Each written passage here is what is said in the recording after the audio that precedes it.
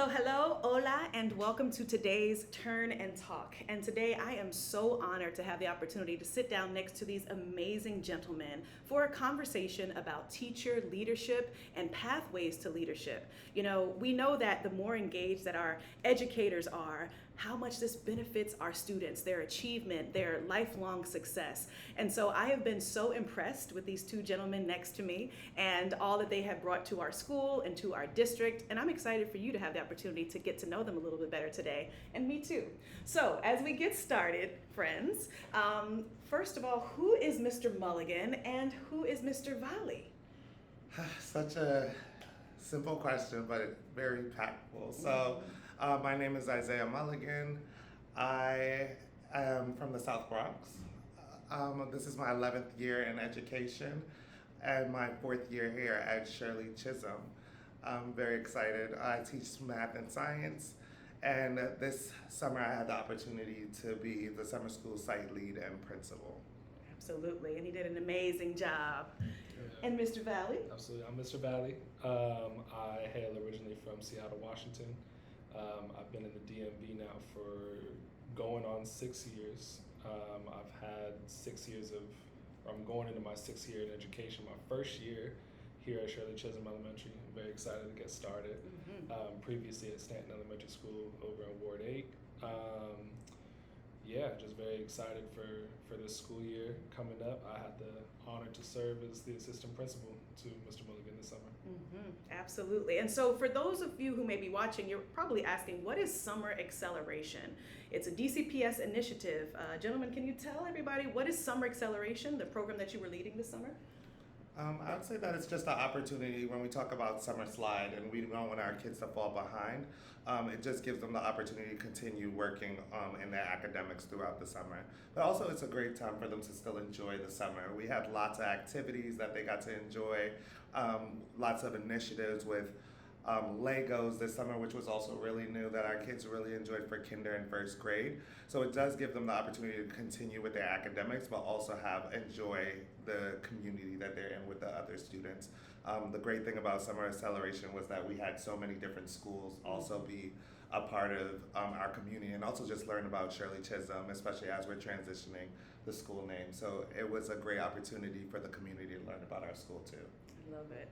Mr. Valle, anything you'd like to add about Summer Yeah, Acceleration? You hit the nail on the head. I think that one of the more understated benefits of Summer Acceleration is that you have, kind of a mix of cultures between different school communities from different parts of the city, which I think is just a really great opportunity. It's something I wish I would have had growing up, to be able to really mix and mingle with kids at different schools in the area, and to be in the academic space with them. But we do absolutely use it as an opportunity to prevent that slide and make sure that students are getting the practice that they need to stay sharp on their skills. And so again, my hat's off to both of you gentlemen, because you have made the Summer Acceleration Program, or summer school as some might call it, so meaningful and so engaging for the young people. I'm really impressed with how you also bring your full selves to the work, right? Like on Friday, the final Friday of Summer Acceleration, there was an amazing event that you all brainstormed for the children. Can you tell us a little bit about what happened on Friday for the children? I think that we just wanted to make sure that we're celebrating hard work and just also the joy that it brings to be a part of our community. There wasn't that many opportunities for us to have kinder through 4th all together. So this was one of the last days that we get to be together as a community, and we had a photo booth, and we had food, and we had music. So it was just a great way to bring the community, staff, parents, and kids all together and just celebrate all the work that they've accomplished over this last couple of weeks. I love it. And Mr. Mulligan, who was on the grill? It was Mr. Valle. Okay. Chef.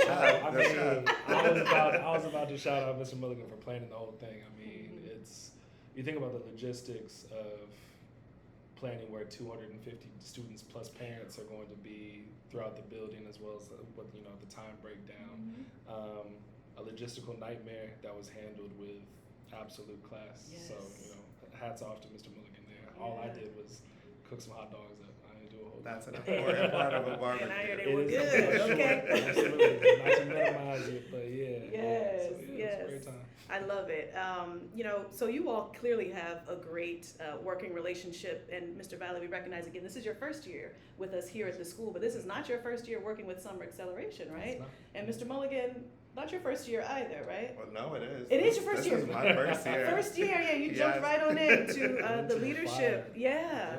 Yeah. So for folks, especially educators, our community, what did you learn about leadership in this experience, right? I mean, let's be clear. Again, let me name that these two wonderful gentlemen were the principals for summer school here, and they welcomed not only our Shirley Chisholm students, but also children from neighboring schools. They don't know us, and we had to learn them.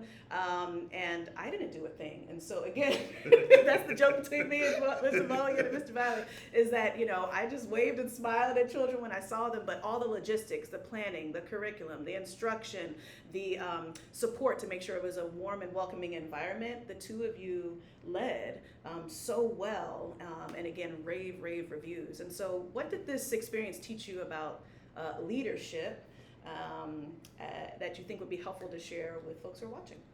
I think about the things that we do as educators. We're always saying, like, borrow things that that you've seen that look really good. And I think, which is really funny, I've watched you do lots of great leadership over the past couple of years, welcoming kids, being present in front of families, always there to answer questions. And I think that was something that me and Mr. Valle wanted to make sure that we also implemented too, just making sure that we're present in front, that families can always find us and know that we're available to talk. I think also just having great resources as adults has also been really helpful. Like Mr. Valle, this wasn't his first year, and even when we talked about what this might look like as a partnership, he was also a great resource for me to think about, like, you've done this role already, like, how can I help you be really successful? And I also think, because then I have such great resources, I already knew that there was a bar that I had to meet. So amazing job that you do over the years. So for me, I knew, like, wow, I have a bar that is going to be really high, that I want to make sure that I do a really good job. So I also want to make sure that the logistics and everything else was running really well, especially because you said you were hands-on.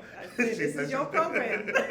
That's exactly right. With Mr. Mulligan, we had a conversation before saying that, this is the program that you are going to run. And again, you guys ran it flawlessly, right? It was perfect from beginning to end. And I just want to shout you out too, Mr. Mulligan, because in your classroom, you're already a leader. And again, the subject of today's Turn and Talk is about the fact that we are promoting educators to lead in all these spaces, because the more that we lead, the better outcomes it is going to yield for our children. And so now it is just that your leadership just expanded beyond your 30, 40 children now to 200, how many?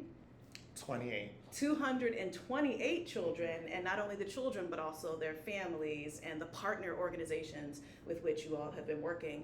But I fundamentally believe that educators are the most talented, that you two gentlemen are the most talented, and that we're all the better when we show up as leaders, right? And that when we assume the position, not only just for the sake of the title, but for the impact that we can have, for the influence that we can have, and for the difference that we can make.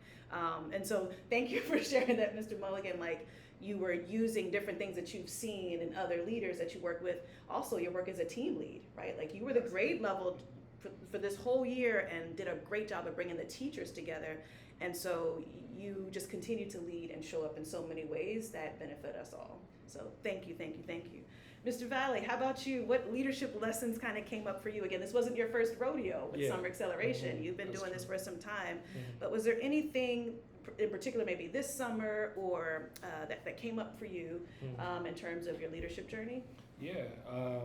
When I think of just how the past few years in DCPS have gone as well, and especially taking into consideration this summer and last summer, where I served as a principal for Summer Academy over at John Lewis Elementary School, I think that the two biggest takeaways that I've had are transparency and flexibility. To be transparent with, like Mr. Mulligan said, making sure that you are front-facing towards the families that you're serving. front facing towards the children that you're serving, so that you aren't just a figurehead, you're somebody who's in the work with them. Making sure that you are seen as a human and not as a principal, seen as a human but not an assistant principal. You are somebody here who's here to help you learn. I think is huge, and that's the transparency bit. Flexibility is huge. We hit some roadblocks here and there along the summer. There were some snags in the plan, some holes in the road that need to be patched, and Mr. Mulligan, hats off to him again. He did an incredible job of making sure that he had numbers for subs, he had plans for coverages, and there was always, whatever's thrown at you, you need to be able to respond in a way that makes sense for everybody involved. And I think Mr. Mulligan did an incredible job with that this year, and it's something that I've learned is paramount to success in administration and leadership, is to be able to work on the fly to fix problems. It's also, I will say, Mr. Valle was a great. It also is nice to watch that leadership is not just something you do by yourself. It takes such a team. Like, there were times that we would sit there in the office, and I was like, "Look, this is what I'm thinking, but I also want to have I want your opinion to be shared too." And like, it made working with someone so much more powerful when you have a team that is not just you doing it alone. And I think because we worked together, it was easier for also our staff to see it too. And for them to make sure like, oh, we want to be aligned with these people who are leading our this vision for the summer. And it just made it so much easier to just work with someone who just was down for the cause. And it felt really good. Who you work with makes a big difference, right? Like, it can either make or break. I completely understand and agree with that, right? Like, when you're leading with someone who shares the same values and the same mission and shares the same like sense of possibility too, right? Because sometimes like the attitude can make a big difference. Like, because as you said, there were roadblocks that you hit, like, oh, we need some coverage for this or this issue, whatever. But if you come about it with like a negative attitude, like, what does that do? The problem is still there. So why not just try to enjoy the process, enjoy the work? And that, I love how you said, Mr. Mulligan, too, how that transfers to the staff. Right? They see your sense of alignment. They see that you are about like the business and getting things done for children. People are follow in line with that because they feel inspired. And so you all not only led, but you also inspired the team. You inspired the students and the teachers, and that's great. So, question for you, gentlemen, again, with your leading this summer and other leadership opportunities that you both have under your belt, kind of what's next for you? Like, again, we're talking about the importance of teacher leadership, educator leadership, and how we need even more talented folks like yourselves to continue to step up into these roles to make a difference for our young people. Kind of like, what do you think about the next step or the next chapters are for you? You want to start off? I can start. When I came to really the world of education, when I moved out to DC, I didn't have any real vision of what I wanted the next 10 years to look like. And after spending my first couple of years kind of learning the ropes, having my own classroom, and becoming who I believe is a strong educator, I think that one thing that I started looking towards was moving into administration. But my mother, who was a career educator, let me know early. She said, I'm not co-signing any move to administration until you have at least 5 years in the classroom, because great leadership starts with a firm grasp of curriculum, as well as a firm understanding of what a good classroom looks like. You can't skip that step. That's you're never going to be an effective administrator if you don't know what it's like to be in that classroom and to do the work. So entering now year 6, I feel like I have a much stronger grasp of what good teaching looks like. I have a good understanding of how to effectively prepare daily lessons as well as units, and how to collaborate with my colleagues. I think that wherever this next step takes me, I think that I'll probably start looking for those leadership opportunities in administration in the next year or two. So just knowing that these kinds of opportunities that I've been presented with Mr. Mulligan will help build that capacity a little bit further, so that when I'm ready to take that step, I can firmly step into it. I love it. And we'll be cheering you on, because we Appreciate know that. you got already what it takes. Appreciate that. I love it. Mr. Mulligan. I feel like I start this conversation every year when we talk. We've talked about this before. But this year, I do think, especially this experience, it did teach me that I do want to push myself and elevate what I already am really good at, and just try to network more, meet more leaders, get more opportunities to not see what's outside of Shirley Chisholm, because we have such great leaders here, and I know that our DCPS has a lot more. So just getting the opportunity to see what leadership looks like outside of just our building will also be really impactful too. So that is my goal this year, to just like make sure that I'm networking more, getting opportunities to see other spaces. I've been going back and forth about the classroom because I was like, I'm just really good at it. You really are. I'm like, it's so natural, but I think that's also the push too. Sometimes like getting out of our comfort zone of what we are so used to, but knowing like that purpose that you might have might be even bigger than what you are doing right now. And I think I'm at that point of like seeing and trying to explore what that might look like. I love it. And again, rooting for you. So you heard it here first, okay? That these two great gentlemen are going to continue to lead and inspire and challenge. And so, there may be some folks who are on the fence, right? Like your mom said, hey, spend some time first in the classroom, at least 5 years. She said she gave you a quantifiable number. I've also met with some teachers, or sometimes I've tapped on the shoulder like, hey, you really need to be looking into some additional leadership opportunities. And some teachers, quite frankly, will say no, they're not interested. I'm sure we all have colleagues who are just like, I'm not interested. I want to just kind of stay in the classroom. I guess what advice or thoughts do you want to share with teachers who may have these additional leadership capacities, who may need to just think about it, maybe at least be open to it? Like, would you offer them some advice or some encouragement? I think for me, I think it's all about the conversations you're having. I think my leadership, I already thought about it a lot, but I think the way that it was moving and my trajectory moved a lot more was because I had conversations with you, I had conversations with Dr. Hamilton, and I think those also just push different doors to open, because then I'm actually advocating for what I want and just having more conversations. So I think just being able to like have conversations about what you might be interested in might be really helpful for a lot of educators too, and knowing like the doors might not be open right here, but there might be someone that knows someone else, especially because education is so small. Everyone knows someone. Just being able to like push open some doors for you wherever you might want to be. I like that, just having conversations, learning more, right, to see if maybe it really will pick something inside of you. Thank you for sharing that. Mr. Valle, any advice for someone who might be on the fence of like, I might want to get into administration or more leadership opportunities or not? Sure. I think back to my first ever job working at Jamba Juice, smoothies. I know, I'll get there. I know. But we always had aces in our places, right? Like where you work the best is where you should put your effort. And I know plenty of incredible teachers who have incredible leadership capacities, but they know in their hearts that they are best utilized in the classroom. That's where they want to stay. And I think to those people, that leadership doesn't always look like administration. That's right. Obviously, we have TLIs, we have people who work in, team leads like Mr. Mulligan has served on.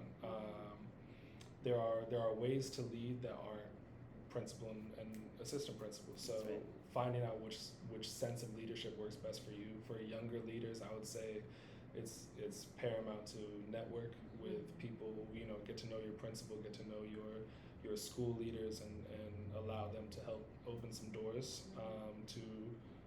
to opportunities like the one I'm sitting in right now, where you have those opportunities to work in a summer setting, to lead in a summer setting, and dip your toe in and see, is this right for me, or do I need to look in a different direction for the type of leadership that I want to explore and the type of leader that I want to be. But leaders come in all different capacities, and I would say to teachers who feel incredibly comfortable and confident in the classroom, I'd say that there are ways to be a leader and to expand your leadership range, I guess, within the classroom still. So. Absolutely. Just double stamp that again, Mr. Valle. Sure. Like, you don't have to be a school principal or a vice principal or an instructional coach or whatever role to have leadership, right? Like, it's really important. We talk about this a lot with our children, right? Like, it's first important to lead yourself. Absolutely. Right? And so that's why it is, if someone has the desire to get into leadership, then explore that, right? Like ask the questions, have the conversations, speak with educators in those roles, observe, right? And see, is this something that I really want, that this style of work and this work stream. And if it's great, if that's something that you want, great for you, right? But if it's not something, that doesn't mean that you're not a leader. I really appreciate you stamping that, and that's so important. I think just really the push here is for all of us as educators and as an education community is to continue to work together, regardless of whatever role, position, title you have, years of experience, years of education. Everyone has something valuable that we can bring to the table. Absolutely. It is by that level of synergy of sharing ideas, sharing our insights, that we're able to create the best experience for our young people. And so this has been a really lovely conversation talking about your leadership journeys and some insights around teacher leadership and the pathways and the pipelines to maybe perhaps in the future more formal titles. But in the meantime, again, we continue to be committed to this sense of leadership where we are, right? And showing up and meeting those goals. Just before we conclude, team, is there anything else you'd like to share that perhaps I didn't ask, or just something on your mind? So for me, when I think about the work that I do, I also write children's books. And I have 2 children's books that came out over the past couple of years. One for our young men and others for our young women. But I also have been working on some new projects, which has been very exciting. I have 2 coloring books coming out for boys and for girls, just having positive affirmations. And it's so interesting because DC and working here has pushed me, and it has pushed my creativity over the past couple of years. So I'm excited to share those projects with kids, and also coming out with like a SEL curriculum for those books. So we can push that for kids. And this work, it's going to change a lot of things happening in education, which makes me excited, especially when we talk about our social and emotional skills that we want to work with our kids a lot more, and just giving more curriculum out there to like support. So yeah, the work doesn't stop in the classroom. So just giving all that stuff that I have to the rest of the educators that might need something too. I love it, and the passion that you have for SEL and for the affirmations, and you also have something else going on too, Mr. Mulligan. I believe you're working with a nonprofit. You started a nonprofit. Yes, I did. It's called Recess DMV, and that's also to just support educators to have the networks that we're talking about. We have events, we do resumes, and we give people the opportunities to collaborate with others, and just giving them the space to like grow as educators in whatever place you are in education. So those are lots of other great things coming this year, which I'm excited about. I love it. Absolutely. Great things happening. Mr. Valle got a lot going on too. I don't know if I do. I'm not prepared to that. Go buy his books. Yes. Support Mr. Mulligan. No, I think the biggest thing that I just want to voice again is a huge thank you to the Shirley Chisholm community, to both of you in particular, and to Dr. Hamilton as well, for welcoming me into this just kind of new season for me. I've only ever been at one school, and I hold that school very near and dear to my heart. They're a very important part of who I am. But from day one, I stepped in and I felt supported and I felt respected, and I just can't wait to get started with the work here. I think it's going to be a great year. We're so glad you're on our team. Welcome to the mission. Absolutely. Yes. Well, thank you again, gentlemen, for leading this summer, for leading every day, and showing up as your full selves, with your interests, your talents, your passions. We forgot to mention Mr. Valle has a. Sorry, I was about to finish and I forgot. I'm in the early drafts of a cookbook, so be on the look at that. Okay. We'll figure that out. Yes. Yeah. But we are out here writing with our Something passions, just great talent in our community, and just so delighted to have the opportunity to do this work together. This is big work that we're doing Absolutely. for our young people, for the next generation, and it's difficult work. Let's name that, right? Like no day is the same. There's challenges. We are dealing with levels of trauma, in our communities. We're dealing with, academic setbacks, but we have what it takes as we work together to really make a difference. And so thank you both for your leadership. Thank you for agreeing to sit down and talk with me for one of these conversations, which again, I hope are helpful for folks who watch it to learn more about teacher leadership, to learn more about the value of our collaboration and the work that we're doing together. Thank you. Thank you so much. Yay! All right. Oh, that was long, y'all.